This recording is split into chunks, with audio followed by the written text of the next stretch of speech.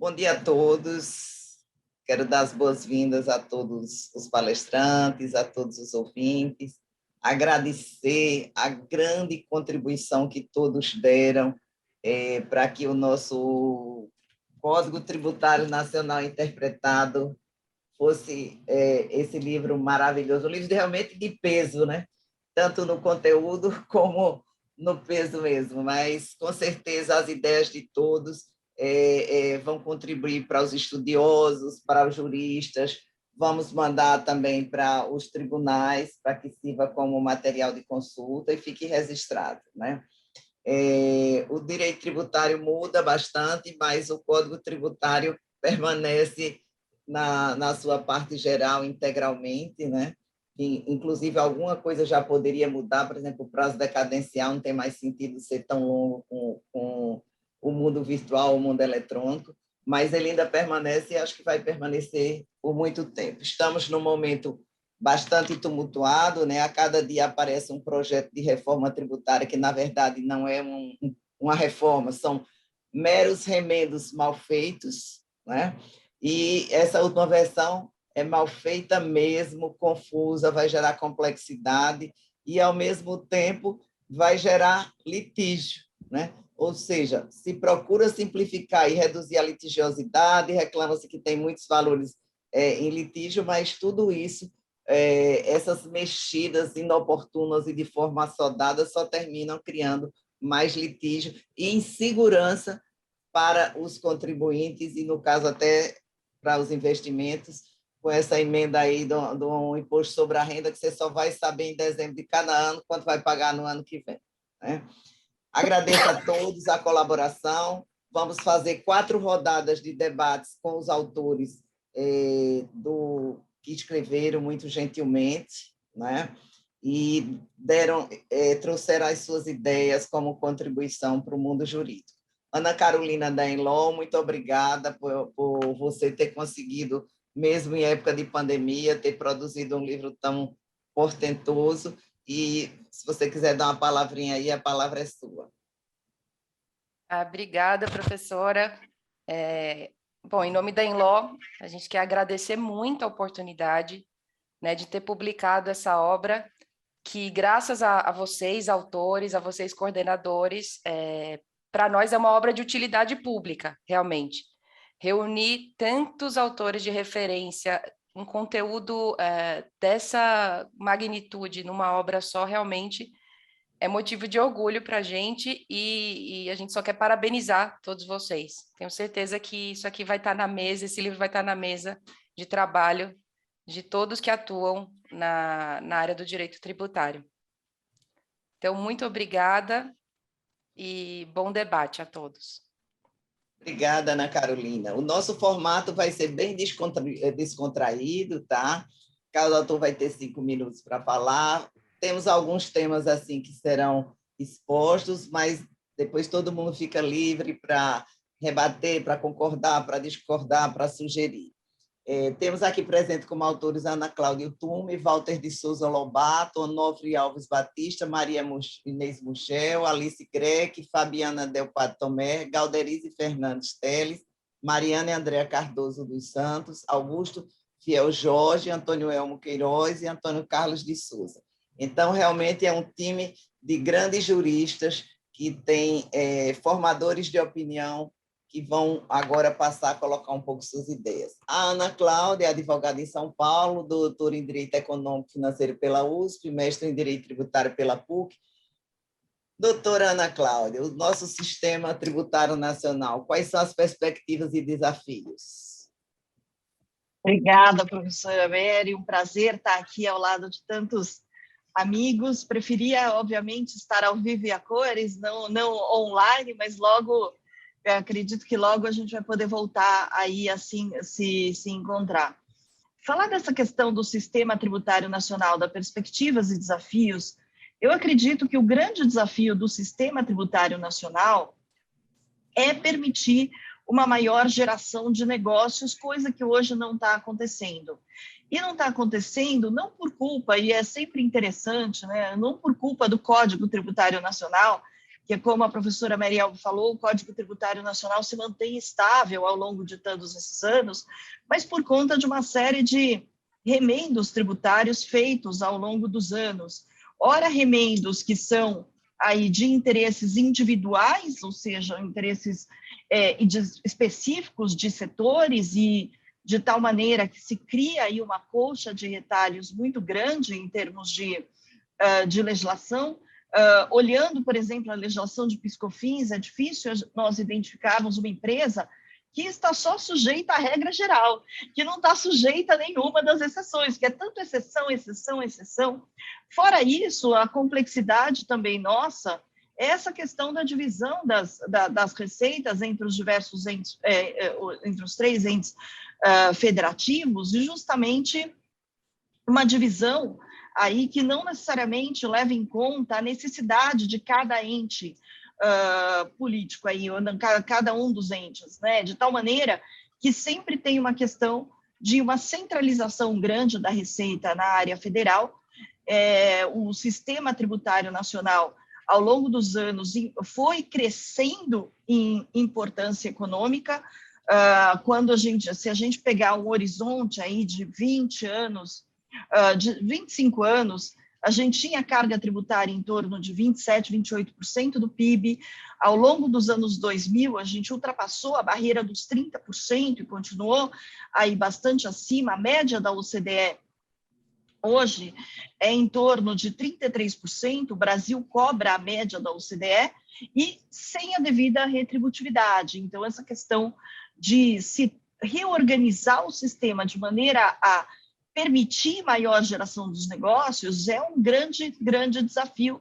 Agora, a perspectiva do sistema tributário, porque assim, a gente está falando dos desafios, mas a perspectiva, eu diria que hoje, a perspectiva, especialmente hoje, que está para ser votado o projeto de lei 2337, a perspectiva é ruim, porque as medidas tributárias que vêm se firmando ao longo dos anos são todas para criar maior complexidade num sistema em que o Banco Mundial, já há muitos anos, diz que o Brasil é o país no qual as empresas gastam mais tempo para apurar tributos. Enquanto a gente tem nos Estados Unidos uma apuração de tributos em torno de 170 horas por ano, no México em torno de 200 e poucas horas, a mesma coisa em relação ao Chile, Colômbia, 300 horas, e eu estou falando de competidores por capitais estrangeiros. O Brasil é um grande receptor e é importante que o Brasil receba capital estrangeiro. O Brasil gasta 1.510 horas, isso porque já baixou muito, já foram 2.600. O segundo do mundo é a Bolívia, com 1.000 horas, ou seja, o Brasil é muito mais complicado do que o segundo mais complicado do mundo. Isso tudo tem mostrado aí a dificuldade que é atrair novos negócios e também o número de empresas brasileiras e estrangeiras que fecham as suas portas. E agora, com esse PL, ainda a questão de um maior desincentivo ao investimento de capital.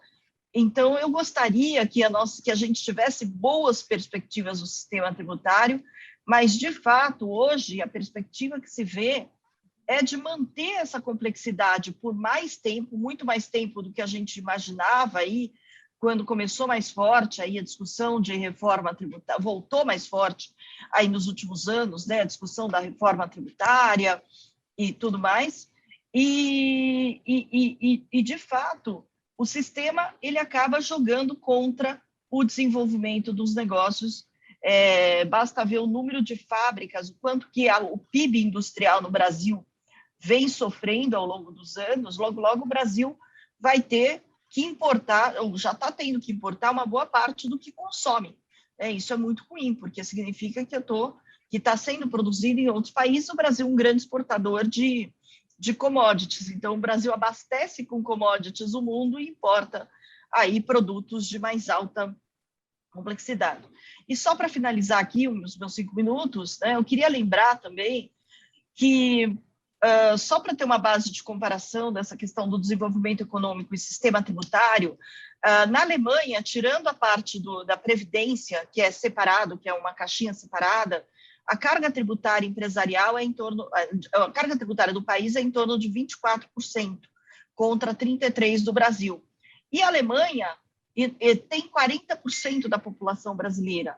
E vejam o nível econômico da Alemanha. Por quê? Porque há muitos anos eles se dedicaram a ter um sistema duro, não é um sistema barato de tributação, mas um sistema que fosse adequado à geração de negócios na Alemanha e fora da Alemanha, uma economia altamente internacionalizada.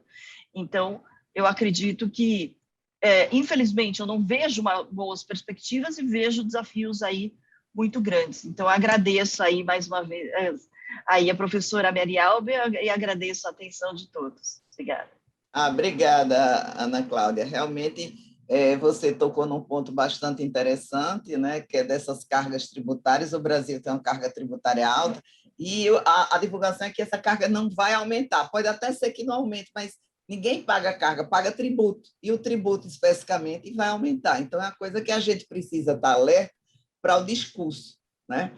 Mas, doutor Walter Lobato, que é mestre doutor em Direito Tributário, sócio do escritório Sacha Calmon, presidente do Conselho de Assuntos Tributários da FEComércio, presidente da Associação Brasileira de Direito Tributário, a ABRADT.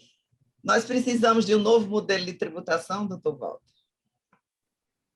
Querida professora Marielbe, antes de tudo, eu quero agradecer muito o convite, não só por estar aqui, mas por participar dessa maravilhosa obra, que, como eu já disse numa outra oportunidade, já virou referência e indicação para os meus alunos. Cumprimentar também o Antônio Cláudio como organizador. É uma honra muito grande e uma alegria, porque, além de ser uma obra muito necessária, né, o Código Tributário, de fato, aí na parte geral, precisa de algumas reformas, mas vem se mantendo estável ao longo dos anos, o que é raro no Brasil, uma legislação se manter estável por tanto tempo, né? Então, é muito importante que a gente se baseie nele. E o Código Tributário tem uma outra nuance muito interessante, que tem a ver com a sua pergunta, né? Cumprimentar todas as amigas e amigos presentes, que é a parte específica do Código Tributário demonstra o primeiro motivo que a gente precisa mexer no sistema tributário, que é a omissão do legislador, desde 88, quanto às leis complementares, que eram necessárias para os tributos previstos na Constituição. Muitos e muitos conflitos surgiram pela ausência de lei complementar, ou seja, por essa omissão do Congresso Nacional, ou por leis complementares tímidas, como é a Lei Candir, por exemplo, que não conseguiu frear a guerra fiscal, nem tampouco a Lei Complementar 116 do ISS. Então, as duas perguntas que eu acho que existem são: o sistema precisa de uma reforma? Claro. Claro, por quê? Porque nós temos uma carga tributária regressiva e ilusória. Ninguém sabe quanto está pagando. Por exemplo, um cidadão que recebe o Bolsa Família, ele acha que é um favor do Estado. E, na verdade, é a devolução do que ele paga no consumo. Então, a carga regressiva e ilusória. Um sistema inseguro, um sistema complexo e que se descolou da realidade de 88 para cá, porque o mundo mudou, né? Tanto mudou que nós estamos aqui hoje fazendo esse evento com tantos grandes tributaristas de maneira virtual. Então, nós precisamos adequar o sistema? Sim, evidente. Agora, a segunda pergunta é: como adequar esse sistema? Não é através de projetos que são, aliás, já é uma cultura brasileira, que são anunciados como salvadores da pátria, como grandes mudanças que colocarão o Brasil no rumo, e nem tampouco projetos que não trazem uma segurança adequada para o futuro. Então, não é mudar por mudar, é mudar ou melhorar o sistema através de mecanismos pontuais. As contribuições, por exemplo, a minha querida amiga Ana Cláudia estava aí dizendo que na Alemanha a caixinha da Previdência é separada. No Brasil também era. Misturaram tudo. As contribuições viraram um sistema paralelo. Eu tenho tributação sobre a renda, impostos e contribuições. Eu tenho tributação sobre o consumo, impostos e contribuições. Eu tenho tributação nas importações, impostos e contribuições. Nós duplicamos o sistema, né? Então, precisa, de fato, alterar, mas essas alterações elas não podem surgir de maneira abrupta. Elas têm que ser atacadas pontualmente para aprimorar o que é bom e reformar o que é ruim, mas de maneira pontual e não pacotes que prometem milagres que não irão acontecer. Nós só vamos piorar o sistema. Então, por exemplo, temos que melhorar a guerra fiscal. Vamos fazer uma lei complementar adequada para o ICMS. Temos que finalmente entender o que é não cumulatividade. Vamos implementar a não cumulatividade de forma verdadeira e não o Congresso Nacional aprovando não sei quantas leis complementares para adiar o crédito do uso e consumo no ICMS. Vamos criar um sistema de contribuições. Então, vamos fazer CIDs verdadeiras, em que tenha referibilidade, contribuições que não tenham ADRU, que, apesar de ser uma questão de caixa, tiram toda a legitimidade do sistema. Vamos reajustar a tabela do imposto de renda. Isso é uma obrigação. Isso não é troca de favor, né? A tabela está aí corroída há 20 anos. Vamos criar tributos sobre a propriedade mais progressiva. A Constituição já permite. Então, eu não consigo entender por que projetos salvadores da pátria, se nós poderíamos ter vários projetos sendo discutidos com a sociedade e que poderiam ir aprimorando o sistema ao longo do tempo. Por exemplo, a concentração de receitas na União. Por exemplo, os repasses de União para estados e municípios, estados para municípios, que não são tão bem controlados. Se a gente for nos pequenos municípios, nós vamos ver que o controle desses repasses são muito complicados, eles não têm estrutura para isso. Então, é preciso pensar, sim, no aprimoramento do sistema, mas um aprimoramento que discuta a própria federação, que discuta o próprio Estado, e não que nós tenhamos aí projetos que são, como eu já disse, tomados como salvadores da pátria e que trarão mais complexidade, mais regressividade e um aumento de carga tributária para o país. Mais uma vez, muito obrigado.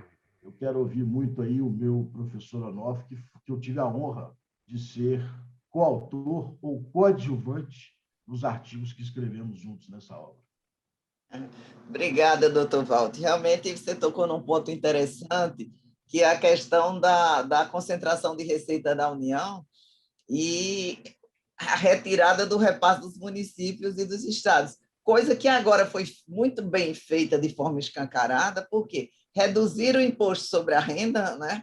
Que aí estados e municípios vão bancar esse remendo tributário, e a União ficou lá com a CSL, e a CSL vai aumentar, por exemplo, juros sobre capital próprio, várias despesas que eram do imposto sobre a renda vão deixar de ser deduzidas da CSL, então a CSL vai aumentar, embora a alíquota aparentemente ela não vai ser mexida, mas no resultado final vai ter aumento de carga tributária.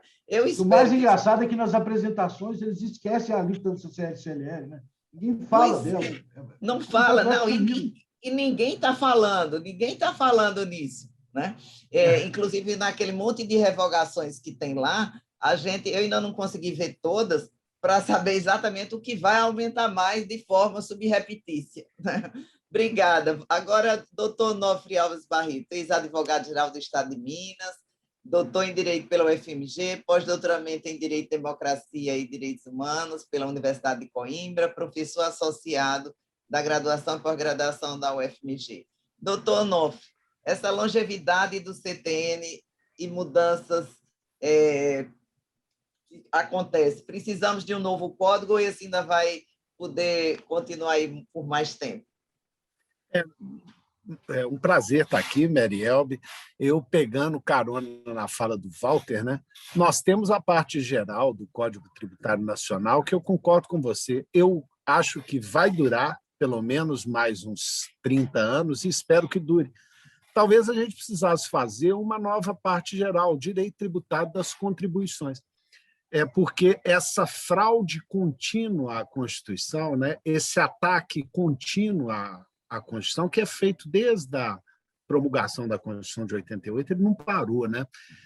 Você vê, a PIS/COFINS, que era um tributo residualzinho ali, virou um IVA federal, invadiu a base de consumo dos estados, né, se transformou na maior litigiosidade federal nos tribunais, e agora a gente assiste esse caso agora da CSLL. Ela está substituindo o imposto de renda da pessoa jurídica na maior cara de pau.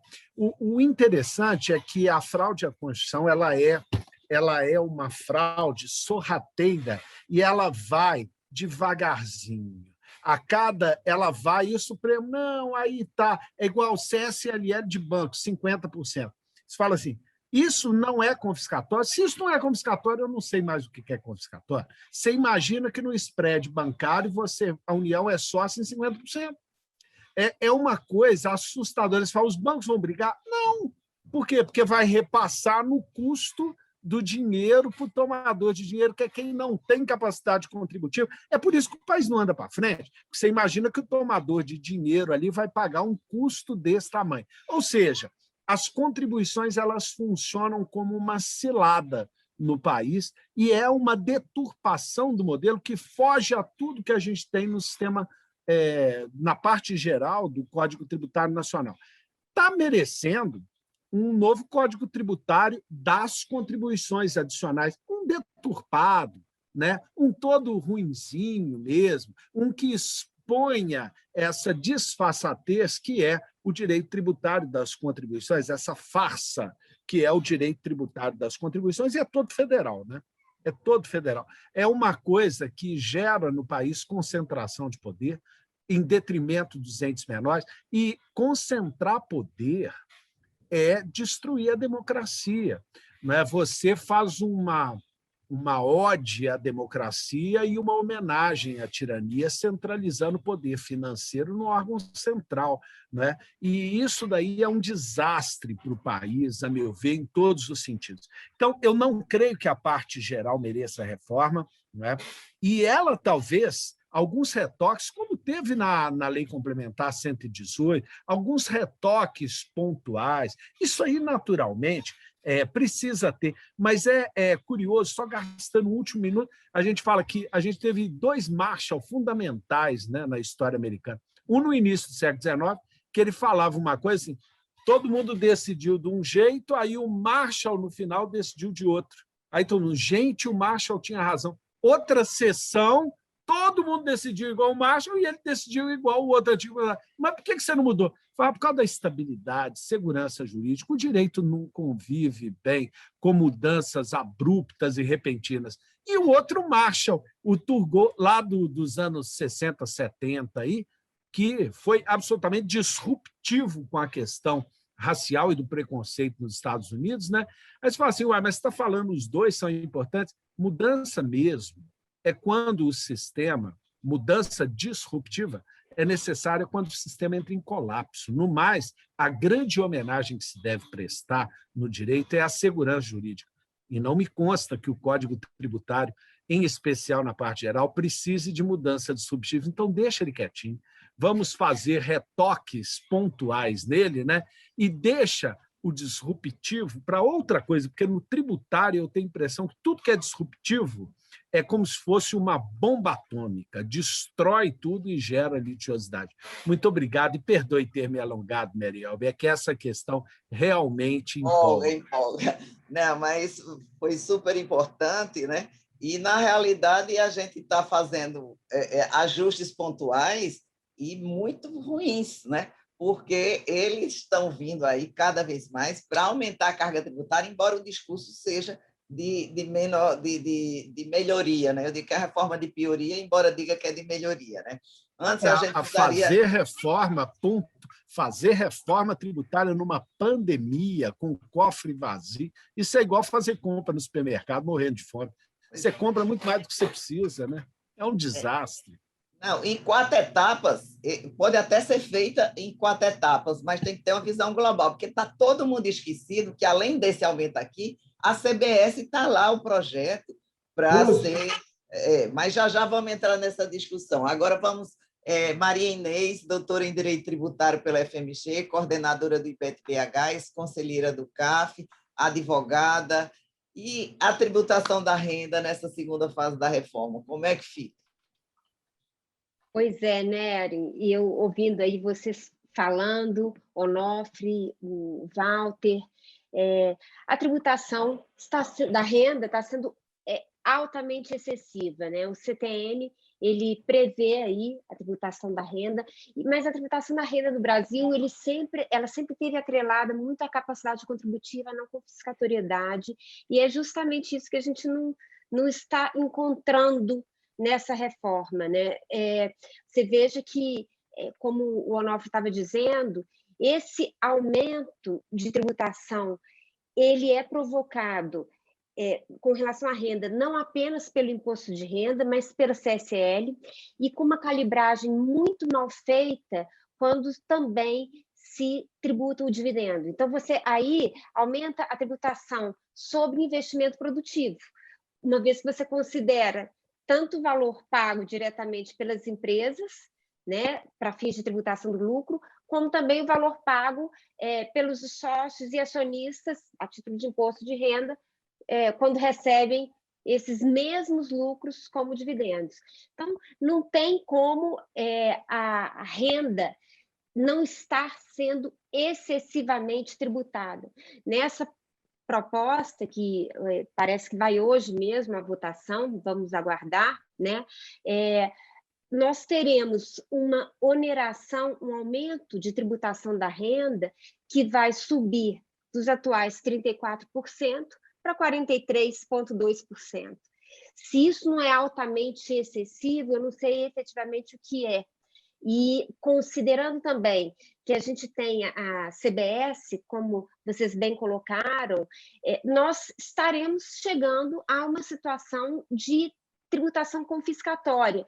Nesse aspecto, eu queria lembrar que o próprio Supremo ele entende como tributação confiscatória aquela que é feita por mais de um tributo, né? Nós já temos posicionamentos nesse sentido, e que também alcancem aí algo em torno de 50%. Se eu tenho uma renda sendo tributada a 43,2%, e isso é muito fácil se demonstrar, imagine aí com a entrada da CBS. Então, eu acho que essa reforma ela vem realmente assim tratorar muito do que a gente aprendeu em direito tributário, e acredito que esses comentários aí ao CTN deveriam ser lidos, né, antes de uma reforma ser aprovada. É isso aí, querida. Obrigada. Realmente, outro dia eu vi o relator falando, ele não sabia muito bem do que se tratava ali, o que ele estava apresentando, né? Tanto é que todo mundo opina e ele diz que pega e no final isso tudinho está saindo do mesmo lugar, né? Mas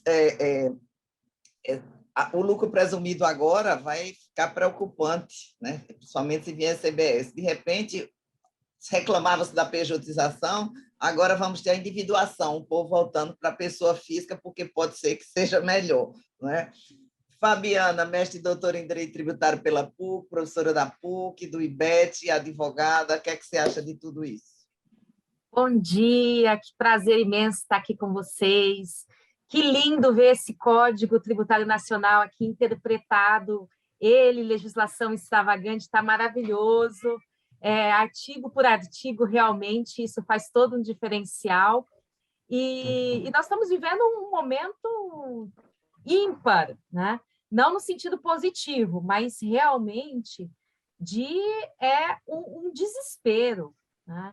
Porque o próprio governo desgovernado em relação às questões, tanto que das propostas, né, que antes eram de emendas constitucionais, passaram a ser fatiadas para termos aí em etapas.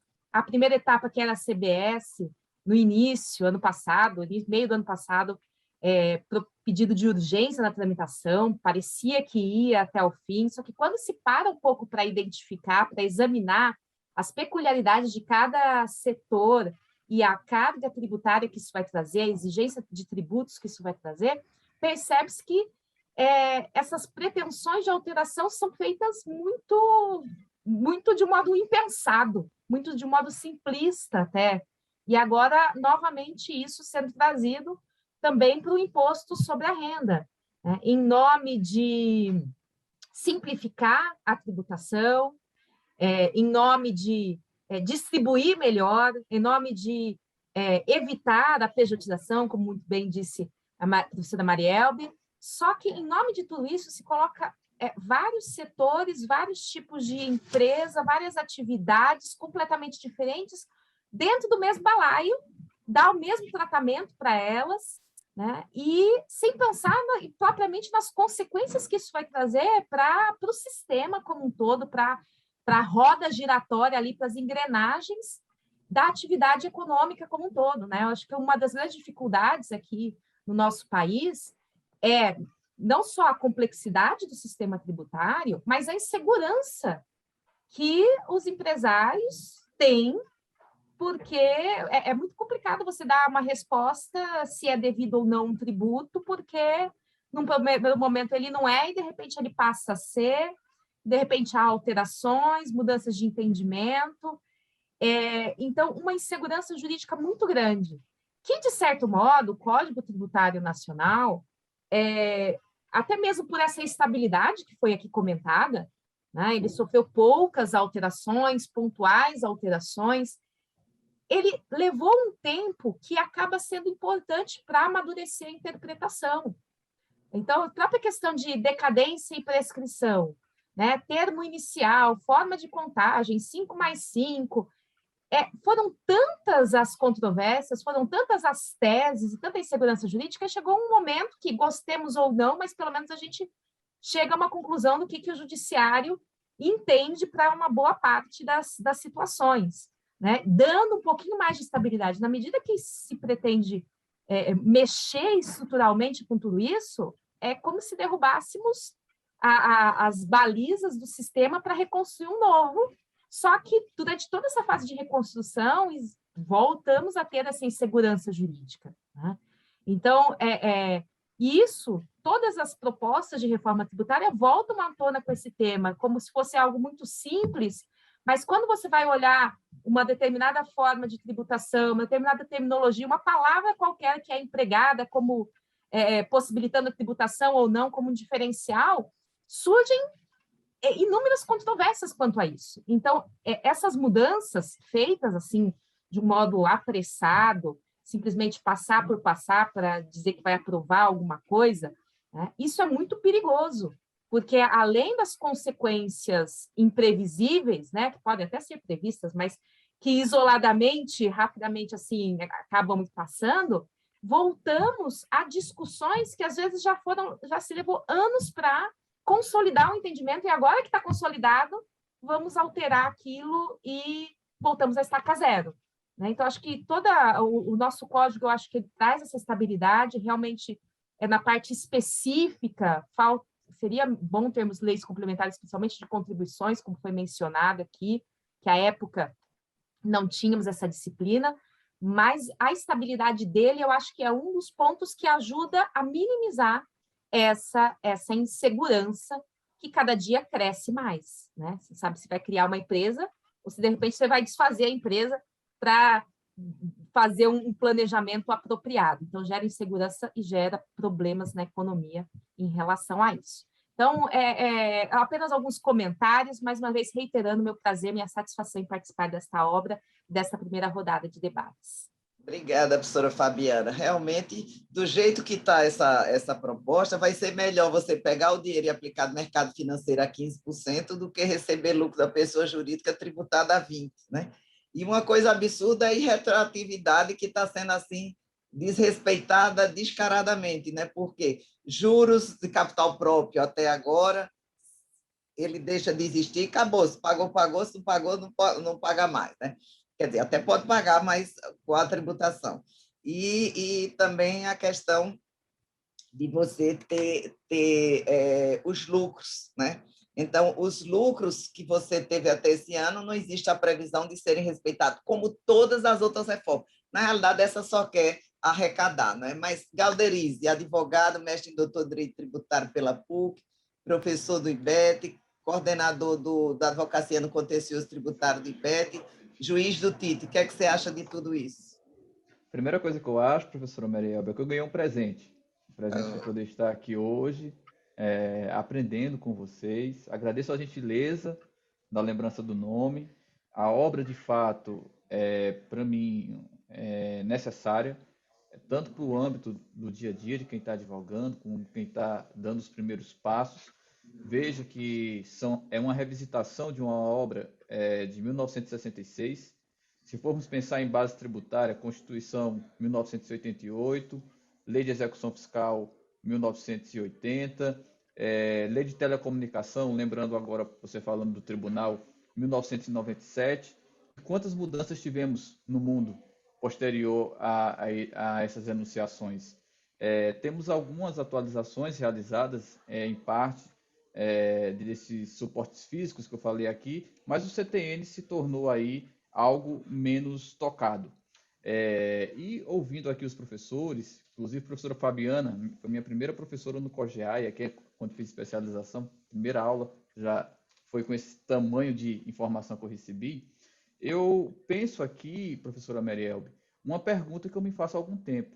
De que reforma precisamos? Nós precisamos de uma reforma de enunciado ou precisamos de uma reforma de intérprete?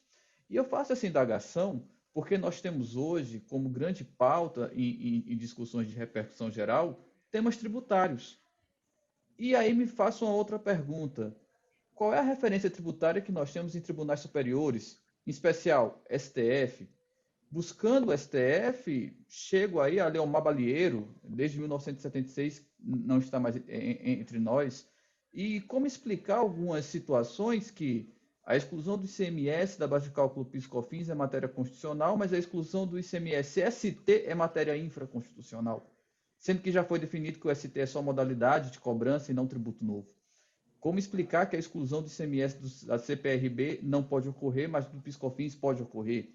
Qual as modificações de bases que isso existe? Fica difícil entender o sistema. E essa dificuldade do sistema, me parece que não é culpa do enunciado de per si. Às vezes, é uma necessidade da gente levar um nível técnico do intérprete que diz o que aquele enunciado deveria dizer. Então, quando se tem um tema tão forte como reforma, me parece uma preocupação imensa de querer inventar a roda. A roda já está aí. O nosso texto constitucional, quer queira, quer não, ele traz um nível de detalhamento no nosso sistema muito mais elevado do que outros textos. Precisa de calibração? Natural que sim. Tudo se precisa de calibração. Mas quando eu escuto vozes tão fortes dizendo que um texto de 1988 precisa ser mudado em mais de 100 enunciados porque não traz mais o reflexo do dia que é hoje, eu penso, eu vou fazer uma plástica no rosto também, porque eu já passei de 30 anos há algum tempo e vou precisar fazer toda a modificação daquilo que eu me compreendi. No momento em que eu ainda estou me descobrindo como ser humano em várias facetas. Imagina a Constituição Federal. Quanto tempo precisamos para absorver significações e valores tão fortes de um enunciado constitucional? Nesse sentido, pegando um pouco, já finalizando, as passagens também do professor Walter, acredito que reforma tributária exista praticamente todos os dias. Se é boa, se é ruim, é um outro ponto. É o nível que a gente tem hoje de linguagem competente que nos entregam. Mas tantos pontos temos ainda para evoluir. A gente tem uma lei de telecomunicação, que é a grande pauta hoje de auto-infrações para os estados, que é de 1997, onde não existia streaming, não existia nenhum tipo de veículos dessa natureza. A gente não tem hoje uma norma geral de processo tributário administrativo. Cada estado fazendo da sua forma, sem ter pontos razoáveis de coerência. Tanto ponto para avançar e parece que a gente quer inventar a roda novamente. Mas tenho certeza que essa obra vem trazer luzes e clarificações que tanto precisamos. Mais uma vez, obrigado, professora, por essa oportunidade. Obrigada, Galderize. Realmente você tocou num ponto interessante, que é o ICMS na base de cálculo, depois a contribuição que não foi, o substituto que foi, e agora o ISS, o grande mistério é o ISS na base de cálculo do PIS/COFINS. Passará ou não passará? Esse é o próximo capítulo da minissérie da Netflix. Olha, doutor Augusto Fiel Jorge, advogado, bacharel em Direito, mestre em Finanças Públicas, Tributação e Desenvolvimento do Rio de Janeiro. O que é que você pensa de tudo isso? Obrigado, Marielbe, pelo convite, parabéns pela obra, né? Agradeço também as palavras dos colegas, né, as exposições. Eu queria levantar um ponto e ouvir o comentário dos colegas, né? A respeito da tributação da renda e a segunda fase da reforma do governo federal, né? Primeiro, quando a gente pensa em reforma, né, a gente pensa na redução de complexidade, trazer simplicidade para o sistema, segurança jurídica e tudo mais. Pelo menos nessa parte, né, nessa fase da reforma, fica difícil a gente identificar esse tipo de qualidades do que é proposto. Parece mais um pacote de alterações legislativas, né, com o objetivo de aumentar a arrecadação, né? E aí, quando tem nesse aspecto do aumento da arrecadação, o que se diz, né, o que é defendido pelo Ministério da Economia é que, na realidade, a proposta seria neutra, né? Pelo menos naquele aspecto do afastamento da isenção da distribuição de lucros e dividendos, aquilo ali seria compensado com uma redução dos tributos corporativos, do IRPJ, né? Só que aí tem um detalhe que eu não sei se já chegou a ser discutido e tudo mais. Essa redução, a redução de alíquota que se discute, ela é só sobre a base ordinária do imposto de renda. Então, assim, é uma meia-verdade, né? Porque, assim, realmente, se a empresa tem até 20 mil de faturamento de base, você pode ter alguma compensação ali, mas para o adicional não se fala em redução. E assim, a grande maioria, as grandes empresas, as grandes empregadoras, né, as que representam a maior parte da economia, certamente vão estar acima daquilo. Então, me parece que não seja completamente verdadeira essa neutralidade, né? E assim, partindo dessa premissa de que não há essa neutralidade, o que eu queria ouvir dos colegas me parece que em vários setores, né, a professora Marielbe já falou aí do lucro presumido, também isso vai acontecer bastante no Simples, a carga tributária total, com essa inclusão de 20%, seja 20%, seja 15%, seja 10%, ela vista individualmente, não parece ser muito onerosa. Mas se você vê na carga tributária total do empreendedor, do contribuinte, aquilo ali pode representar uma geração de dobrar a carga tributária dele, triplicar, enfim. E aí eu queria ouvir dos colegas o que eles acham a respeito disso, né, desses pontos. Acho que o Onofre, a Maria Inês, a Fabiana comentaram a respeito um pouquinho disso. E se a gente poderia já se falar será que haveria um confisco, né, numa hipótese dessa, em que o contribuinte tem de um ano para o outro tem uma carga majorada nesses termos, né, de, sei lá, 50%, 100%, e por aí vai. No mais, eram esses comentários que eu queria fazer, né, a respeito dessa questão da reforma, que não me parece assim parece mais uma alteração legislativa ela não tem os atributos que a gente gostaria de ver numa reforma, né, que é reduzir complexidade e trazer a segurança jurídica. Com certeza, Augusto, obrigada pelas suas palavras. Você tocou num ponto de confisco. Como ela não mexe com assalariado, nem com as classes privilegiadas que ganham dos servidores públicos, etc., então não será confisco, tá? Você vai ver que eu estava vendo um ADI da contribuição previdenciária para o funcionário público está ok, e a do privado, não, tem que ser cobrada, né? Então, você vê que há uma distinção. Então, confisco se atingisse o assalariado. Como não atinge, ele só vai ser atingido na limitação da declaração simplificada, né? Ou seja, vai atingir um pessoal aí do meio. Mas, Mariane Andréia Cardoso, mestre de Direito Público da FMG, advogada, presidente do Instituto de Juristas Brasileiros, qual é a sua opinião? Professora, bom dia, muito obrigada. Vou ter que gastar pelo menos 1 minuto dos 5 para te agradecer muito e expressar mais uma vez a grande admiração que eu sinto por você, de verdade. Para mim, ter o meu nome num livro, né, que te tem na capa realmente é uma honra muito grande. Não posso deixar também de cumprimentar o Dr. Walter Lobato, que para mim é, né, uma grande referência para mim também, uma pessoa de quem eu gosto muito, o professor Onofre, meu professor na graduação, com quem eu aprendo continuamente, as queridas professoras Fabiana, Maria Inês e Ana Cláudia também, para mim são grandes referências, né? Vocês quatro, incluindo a professora Meriel, são pessoas que eu olho e falo assim, vou continuar batalhando para eu ser assim um dia, quando eu crescer. Então, muito obrigada a vocês todas pelo exemplo como grandes advogadas. A todos os integrantes do Queiroz Advogados, né, professora, que eu tive a oportunidade de conhecer presencialmente aí no Pernambuco, todos muito competentes, doutor Antônio Elmo, e toda a equipe, né, da pessoa da Luíse, que é uma pessoa muito competente também, está na equipe da senhora, e claro, Carol, né, Carol, eu lembro da Enlaw quando estava nos primeiros planos, né, e é muito bonito ver como é que a Enlaw despontou como um grande portal aí muito completo, né, acho que todo mundo aqui deveria conhecer, se não conhece, porque de fato é um mecanismo de conhecimento, né, muito, muito relevante. Professora, sobre reforma tributária, para sair, né, como todos os professores já falaram de forma muito contundente a respeito de pontos muito relevantes, eu vou chamar a atenção só para um aspecto que me tem incomodado um pouquinho, que é o seguinte, tem se falado muito pouco, e até cheguei a falar com o Dr. Walter a respeito disso, há algum tempo, porque participamos do evento da professora Stael, ambos falando sobre crimes tributários, tem me chamado a atenção a ausência dos temas relacionados à responsabilidade tributária, seja patrimonial, seja criminal, no âmbito das discussões relacionadas à reforma tributária. Por quê?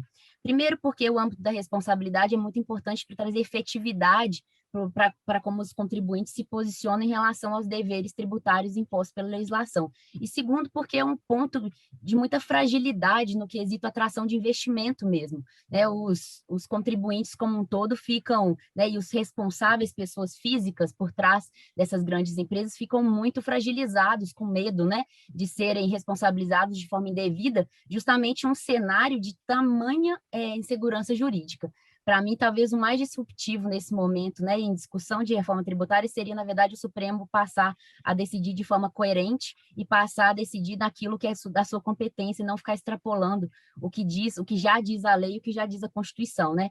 O Supremo, infelizmente, tem sido um protagonista muito grande de grande parte, né, das fontes de insegurança jurídica que nós temos, tanto que a senhora já cantou a pedra aí do ISS na base de cálculo do PIS da COFINS, que a gente tem tanta certeza a respeito do resultado quanto a gente tem a respeito de uma moeda jogado no ar, né? Então, essas eram as minhas colocações, porque eu fico até sem ter muito o que dizer depois de tantas pessoas que eu admiro. Queria deixar o meu abraço muito, muito forte para todo mundo. Espero que possa encontrá-los em breve. Vou estar com o meu livro na mão para pegar o autógrafo de todos vocês. Grande abraço. Oi, gente. Temos ainda Elmo. Você quer fazer alguma colocação? Claro. Inicialmente, eu cumprimento a todos e agradeço a participação no livro. E ouvindo todas as referências que vi até agora sobre a segunda fase da reforma, e já que estamos homenageando um texto histórico como o CTN, 50 e poucos anos, vou lembrar um conceito de 20 e poucos anos atrás. Foi dito pelo ex-secretário da Receita, Everardo Maciel. Segundo ele, na época da reforma, da criação do PIS/COFINS não cumulativo, tínhamos o cumulativo, foi criado o não cumulativo, ele trouxe um pensamento que é um conceito que tem que ser incorporado ao direito tributário. Segundo ele, tributo bom é tributo velho. Por quê? Todas as criações normalmente têm vindo para piorar. E ele vaticinou corretamente. O PIS/COFINS não cumulativo se transformou num maior problema de segurança jurídica. Agora, novamente, com o imposto de renda. A sociedade, ávida por reforma tributária, findou endossando qualquer reforma, porque o governo se sentiu legitimado por conta, alegando supostamente a tabela da correção, passou diversas medidas negativas. Então, já que nós temos essa certeza de que a máquina pública cada vez incha mais, toda reforma será para aumentar a tributação, não há como.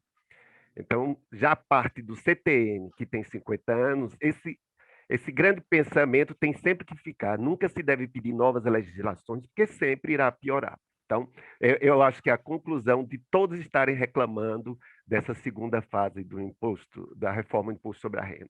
Obrigado. Não, com certeza, professor, essa questão da insegurança é que fica muito como uma espada na nossa cabeça, não é? E agravado por tudo com a modulação do Supremo, né? Então, o Supremo diz, ó, é inconstitucional, mas modula e acabou-se. Então, muitas vezes não adianta, por isso que agora é o seguinte, desconfiou da lei, você tem que entrar com um mandato de segurança, também cuidado para não entrar com ação por causa do ano da sucumbência, né? E aí você vê que realmente a insegurança está aumentando ao invés de reduzir. Antônio Souza, doutor em Direito Tributário pela USP, pós-graduado pelo IBET, professor do IBET, presidente da Comissão de Assuntos Tributários da OAB. E aí, como é que fica? Professora, falar depois de todos os grandes mestres fica até difícil.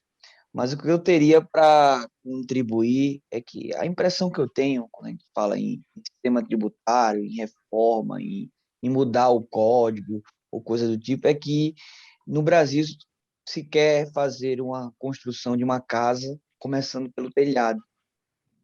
E aí, obviamente, essa empreitada, esse objetivo ele não vai se concretizar. Como é que podemos discutir uma reforma tributária sem resolver o problema do gasto público? Precisamos de uma reforma administrativa. Como é que a gente vai planejar o gasto público? Como é que podemos discutir uma reforma tributária sem resolver o problema do direito financeiro? Eu sei que é um tema muito caro ao professor Onofre. Como é que o direito financeiro vai se comportar em relação a isso? Como é que a Federação Brasileira, em termos de direito financeiro, ela vai ser construída ou reformada, e se é que ela vai precisar ser reformada. Como é que vamos trabalhar um novo modelo de tributação, se hoje no Brasil o maior problema, isso dito por empresários, pesquisas, é a questão da segurança. E eu vou mais além da questão da segurança, é a questão da ausência de um sistema claro de proteção da confiança legítima no direito brasileiro. O direito brasileiro ele não protege a confiança do contribuinte, ele não trabalha com isso, não, as normas atinentes a isso não são corretamente aplicadas. Então, tem uma série de problemas nos pilares de um sistema tributário que são praticamente ignorados e passa a uma discussão mais ampla de reformar o sistema. Eu acho até, eu concordo com a professora Ana Cláudia, que o sistema é complexo sim, mas eu conheço países com um sistema tão complexo que funciona. Então, mas é só a complexidade do sistema. Me parece que aqui o problema também é um pouco do funcionamento do sistema, por uma série de razões. Então, dentro desse contexto, eu vislumbro a possibilidade de alterações pontuais, o conjunto de alterações, para trabalhar exatamente esses gargalos. Por que não ter no Código Tributário Nacional uma norma geral tratando da proteção da confiança? Ela existe, está lá no 146, está lá no artigo 100, parágrafo único. Mas por que não, já que ela não é adequadamente aplicada, não reformar isso para deixar isso até mais claro? Por que não trabalhar dentro de uma norma geral de direito tributário, resolver o problema hoje da responsabilidade tributária dos grupos econômicos? Isso afasta o empreendimento, afasta o desenvolvimento da atividade econômica.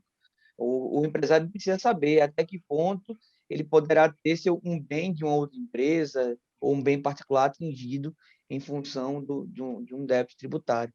Então, eu acho que o Brasil precisa dar um passo atrás, exatamente, para olhar mais para o seu sistema, trabalhar, e aí trabalhar também na questão da interpretação, trabalhar para ajustar, reformar esse sistema, e aí sim partir para uma reforma mais radical, de mudança radical na tributação do consumo, de mudança radical na tributação da renda. Mas a impressão que eu tenho é essa: estamos começando a construir uma casa pelo telhado, e não pela fundação. E aí esse é o grande problema. Com relação ao novo CTN, qual é o problema que eu vejo na modernidade? Muito difícil hoje se construir um código da forma que era no passado. Da forma que era no passado, você chamava um grupo de juristas, entregava aquela tarefa a eles e recepcionava um texto coerente, coeso, e esse texto ele tramitaria no Congresso e seria aprovado.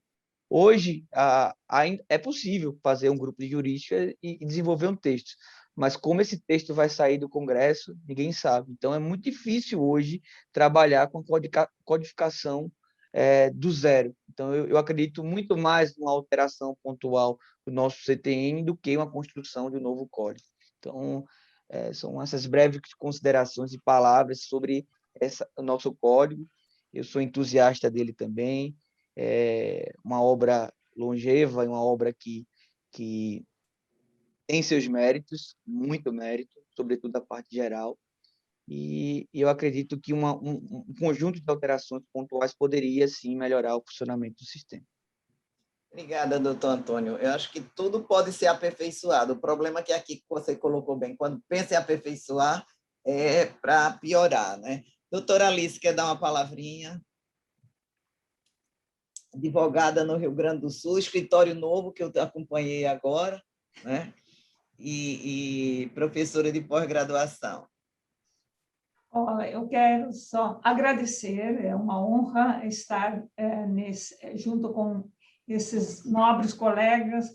A gente até fica constrangido em ver tanta gente competente que elaboraram a interpretação ao código. Agradecer a Marielbe. Olha, de tudo que foi dito, efetivamente, nós estamos com um código que foi elaborado pela ditadura, por incrível que pareça, né? E é um código que ele foi feito por juristas, por isso que ele está se perpetuando. Eu não vejo que se deva alterar esse código, a não ser um pouco aí nos tributos em espécies para a colocar as contribuições, etc., que não constam, porque toda vez que se mexe é para piorar, porque a Lei Complementar 118, se estão lembrados, ela piorou em muito o código. Ela veio agravar a situação do contribuinte e não em melhorar em nada. Ao contrário de vir reduzir o prazo de decadência e de prescrição com a nova tecnologia, o que ela fez?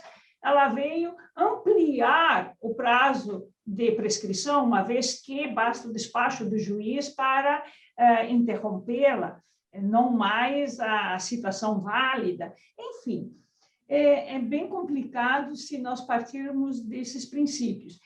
E a concentração, os colegas falaram, concentração, gente, eu fui 20 anos auditora fiscal da Receita Estadual e eu estive em Brasília na época da elaboração da nova Constituição, representando o Estado do Rio Grande do Sul, junto com os demais colegas. A nossa maior preocupação era a concentração da renda, era distribuir, porque eles estavam distribuindo aos estados e municípios um horror de atividades complementares que eles teriam que fazer em educação, em segurança e etc., e a renda ficava concentrada. E assim ficou. Mas essas reformas que tem aí são assustadoras todas. Se vocês olharem, inclusive, as duas leis complementares em relação ao ICMS, que alteram a Lei Candir, também o conceito de contribuinte mudou totalmente. O artigo 110 do Código Tributário Nacional foi para o lixo, porque o artigo 110 diz que a gente, quando que utilizadas as expressões do direito privado, tem que serem preservadas. Então, o conceito de mercancia está se trocando total pela Lei Complementar, alteração da Lei Complementar à Lei Candir.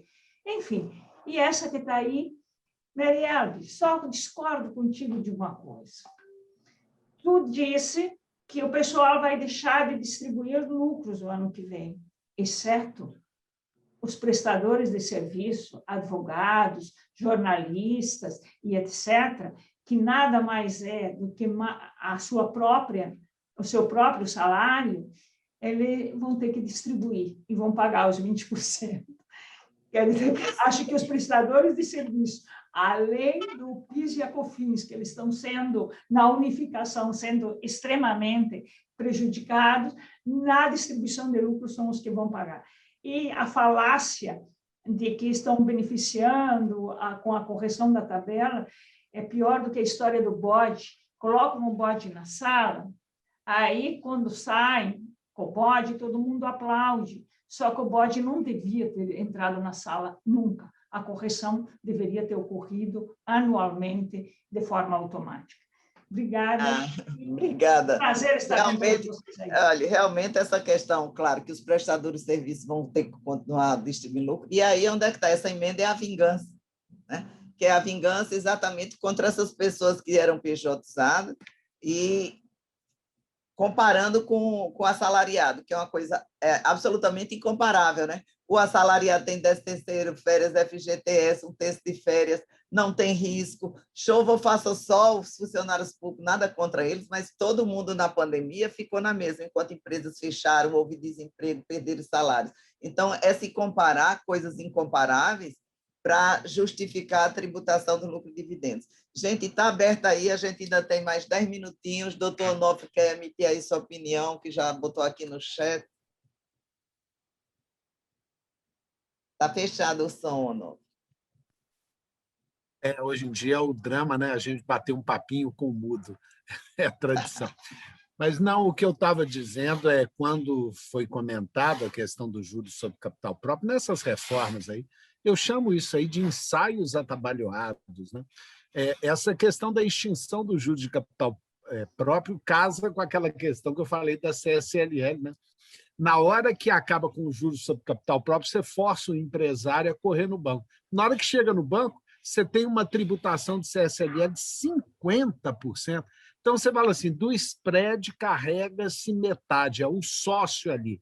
Então, o banco repassa para o tomador de dinheiro. Isso daí, ali dentro, vai o grande ganho da União nisso tudo. No Brasil, empreender vai ficar impossível desse jeito, né? Você cria um círculo vicioso ali que você tributa, retira o JCP, joga para o empréstimo bancário e supertributa o empréstimo bancário. Nós vamos ter uma vida de rentista comprando título público, nós vamos fazer a privatização do Estado brasileiro, a publicização do Estado brasileiro por vias transversas, porque ninguém vai mais empreender, né? É uma questão que realmente me preocupa, porque isso vai travar o desenvolvimento econômico. E essas falas de que deixa a receita crescer e tudo, a gente ouve isso desde a Candira, a vida inteira. Isso é uma bobagem que se fala sempre, né? Tributação não se faz assim, né? No momento que o mundo está buscando financiamento dos empresários, né? Quer dizer, nós estamos na contramão. O mundo inteiro está tentando medidas para injetar dinheiro na economia. Nós estamos procurando medidas para tirar dinheiro da economia. Então, realmente, esse distanciamento do Congresso, do Poder Executivo e do Poder Legislativo com a realidade que a gente vive é muito preocupante.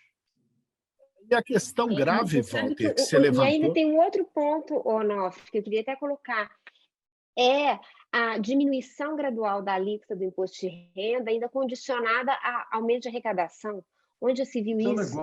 Você está numa situação de total desincentivo ao investimento do capital produtivo, efetivamente, né? Como você mesmo falou, você está criando um mundo maravilhoso para rentista e não para investimento efetivo, né? Investimento de trabalho, de produção, e ainda você fica com... Não basta a espada da própria tributação, mas, olha, eu te prometo aqui uma diminuição de alíquota se eu aumentar a arrecadação. Onde já se viu? Né? Você dá um tiro no pé do maratonista e promete não dar um tiro no segundo pé se ele correr bem, né? É um negócio assim. Mas a gente já viu isso na não cumulatividade do PIS e da COFINS, que eles disseram, vamos botar a alíquota alta para equilibrar, ajustar, e depois a gente diminui. Nunca diminuiu, agora vou aumentar mais. E nem tinha não cumulatividade. Então, a gente que conhece a história, né? A gente fica sabendo o que é que vai acontecer com essas propostas daqui a pouco. Eu só quero, daqui a um ano ou dois, o pessoal que está dizendo que é boa a reforma não está reclamando, querendo outra reforma, né? Porque aí virá outro governo, etc. Então, realmente, essa insegurança é que me preocupa, né? Mas, como já dizia Sepúlveda, pertence... em 2 votos dele, e também naquele Saulo Ramos, né? No Brasil se faz leis inconstitucionais propositadas, sabendo que são inconstitucionais, mas 50% entra para discutir, 50% não entra, já paga, e 50% do que entra ganha, 50% não ganha, ou seja, no final das contas, apenas 25% deixa de pagar, e quem vai pagar são os governos daí para frente, que não é o que está atual. Então, fica aí jogado isso, né? Todo mundo aposta na demora do depois. judiciário, né? Todo mundo. Todo mundo aposta na lentidão, que às vezes é bem lenta e às vezes é rápido, né? Então, a gente nunca... Também é outra insegurança. Ninguém sabe se no caso vai ser rápido ou vai ser lento. Bom, gente, alguém quer fazer mais alguma colocação? Walter, Ana... Eu vou pedir licença só para mandar um beijo para o meu pai, que é Delvio, que está aqui assistindo. Meu pai formou ano passado em Direito, depois de aposentar, legal. E agora é nosso colega advogado. Então, estou muito feliz de ele estar aqui no evento com a gente. Beijo, olha, meu pai. Tem grande Fala futuro. com ele para não assustar com o caos, não, Maria. Não, pelo contrário. Senhora, advogado vai gostar do caos. Discutindo tributário com meu pai. Enquanto ele estava estudando, a gente discutia realmente, assim. Quando dou aula lá em tributário, eu falo para os alunos, olha, está complicado, mas não assusta, não abandona as aulas, não. É difícil. Bom, gente... Pessoal, abrindo a câmera, só para mandar um abraço para vocês. Muito obrigado pelas aulas e pela satisfação em conviver com vocês. Muito obrigado mesmo, viu? Obrigado, seja bem-vindo à área, viu? Gente, olha, eu quero agradecer a Enlol, né, a editora Enlol, que fez esse trabalho excelente do nosso livro, né? Fica aqui o primeiro lançamento na primeira rodada de debates. A característica dele é que ele é interpretado artigo por artigo, parágrafo por parágrafo. Então, não é só aquele tema geral que você tem, exatamente cada tópico é colocado, né? Agradecer ao professor Costa Machado a oportunidade de ter estado junto com ele. Ele não pôde estar aqui presente, mas agradecer e parabenizá-lo por mais essa iniciativa. E, gente, olha, muito obrigado pelo carinho, pelo trabalho. Eu sei que dedicar um tempo para escrever é muito interessante. E o livro pode ser adquirido na Enlol, www.enlol.com.br. Obrigada a todos e muito carinho por vocês. Espero breve revê-los pessoalmente. Um abraço. Obrigado, querido. Obrigada. Boa tarde a todos. Beijo em todos aí. Fiquem bem. Boa tarde. Obrigado. Obrigado. Tchau, tchau.